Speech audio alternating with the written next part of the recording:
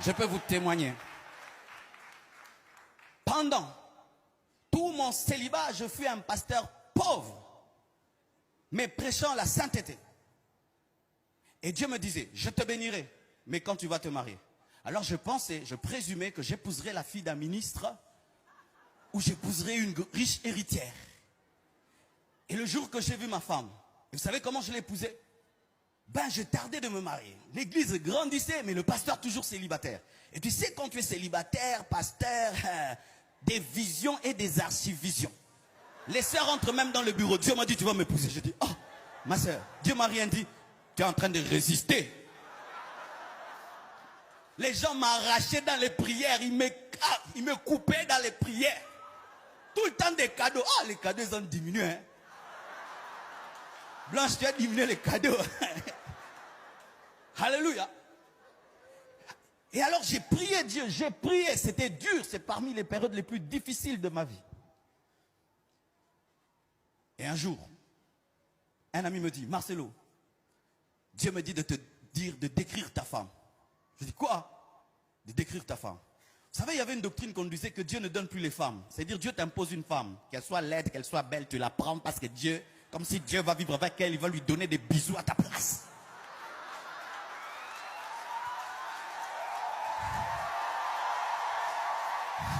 Ne vous mariez jamais par prophétie. Ce n'est pas le prophète qui va vivre avec cette femme. Mariez-vous par amour. Même s'il y a la vision et la prophétie, tu dois l'aimer. Tu dois l'aimer. Vous voyez quand je la vois là, donc je sens.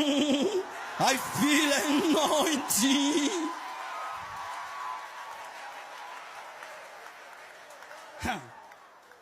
Alors, j'ai prié. Il me dit, Dieu me dit que tu décrives ta femme. Alors j'ai décrit, j'ai dit ça va. Comme je suis court, il ne faut pas que les enfants soient courts.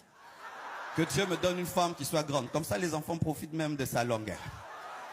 Que Dieu me donne une femme comme ça. J'ai décrit. Mais c'était une femme que je n'avais jamais vue. Le lendemain, je vais au bureau en train de recevoir. Pendant que je reçois, en ce temps-là, mon bureau, il était bizarre. Il n'y avait qu'une porte de sortie, pas de fenêtre.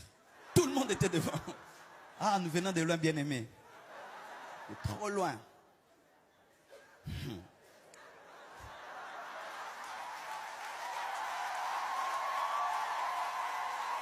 Et pendant que je reçois, alors je pouvais voir ce qui se passait dehors. Il y avait une grande porte et je pouvais des fois voir ce qui se passait dehors. Alors j'ai vu une longue jambe, un jean bleu ciel, avec des chaussures Weston Andin. Donc, pour qu'une femme puisse avoir une telle concordance, tu dois avoir un peu de classe.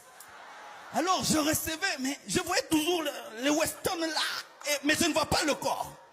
Alors je reçois 1 heure, 2 heures. Normalement, il fallait qu'elle entre. J'ai dit non. Alors il y avait des sœurs à l'église qui jouaient au numéro 5. Quand il remarquait seulement une sœur intéressante, il la chassait. Comme un ballon.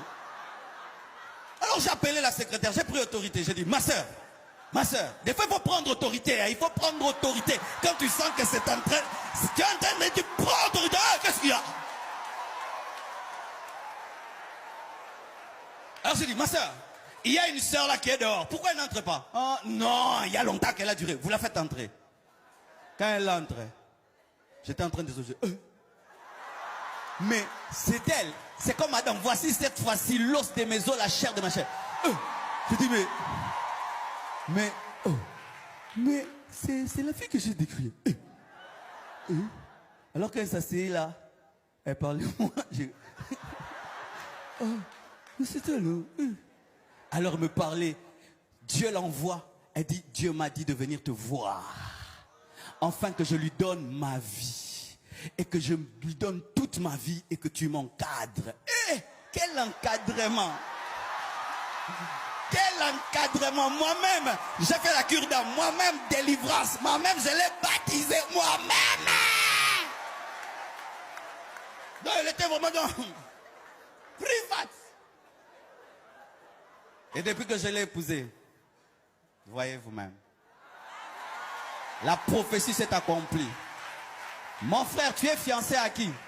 Tu es fiancé à qui? Toi qui veux te marier, tu es fiancé à qui? Les chrétiens n'épousent pas des païens. Les chrétiens n'épousent pas des païens. Lorsque tu veux épouser un païen, c'est comme un homme qui veut épouser un animal. Parce que la Bible dit que ce sont des hommes animaux. Est-ce que tu peux épouser un cochon? Est-ce que tu peux vivre avec un chien? Est-ce que tu peux vivre avec un serpent? Est-ce que tu peux vivre avec un lion? Bien aimé, ne prenez pas à la légère le mariage. Je vous dis, ne prenez pas à la légère le mariage. Ne prenez pas à la légère le mariage. Vous voyez comment je prêche là? Elle ne m'a pas énervé, elle me donne la paix, elle me donne la joie, elle m'encourage, donc elle ne me distrait pas.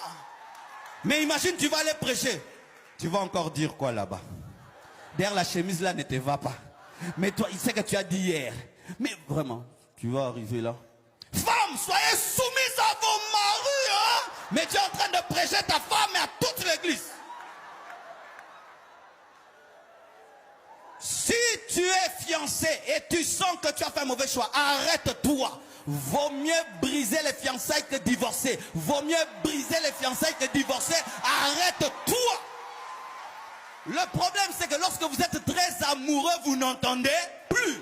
Mais vous devenez maintenant des philosophes dans les mariages.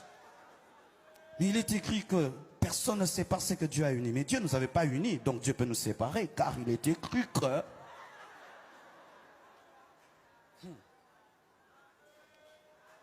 Si tu as trouvé la femme de ta destinée, l'homme de ta destinée, prends-en soin. Le problème des fois c'est quoi? Lorsque tu as une bonne personne, tu ignores sa valeur. Tu ignores sa valeur. Tu penses que ce n'est pas une grâce, c'est une grâce que d'épouser un bon mari. Un mari qui ne te trompe pas. Un mari qui te montre tout son salaire. Un mari, malgré que tu vieillis, il dit que tu es la plus belle. Un mari, bien aimé, maman, tu dois faire des veillées d'adoration seulement. Oh Dieu, merci de m'avoir donné un mari pareil. En ce temps-ci, avec toutes les sœurs kamikazes. Tu as une femme soumise. Tu dis, chaussure, elle amène la chaussure. Chaussette, elle amène la chaussette. Pantalon, elle amène le pantalon. Papa. En ce temps-ci, où les sœurs regardent les Kardashians. Elle dit, mais je suis fatigué, mais tu peux pas l'amener toute seule. Mais dis donc, mais tu m'as épousé pour être un esclave. L'émancipation de la femme, l'égalité, la parité.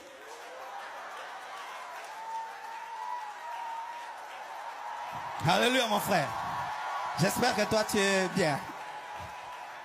Et Jésus a épousé qui? Il a épousé l'église. Et aujourd'hui, l'église est en train de prêcher à Paris. Il est mort à Jérusalem, mais là,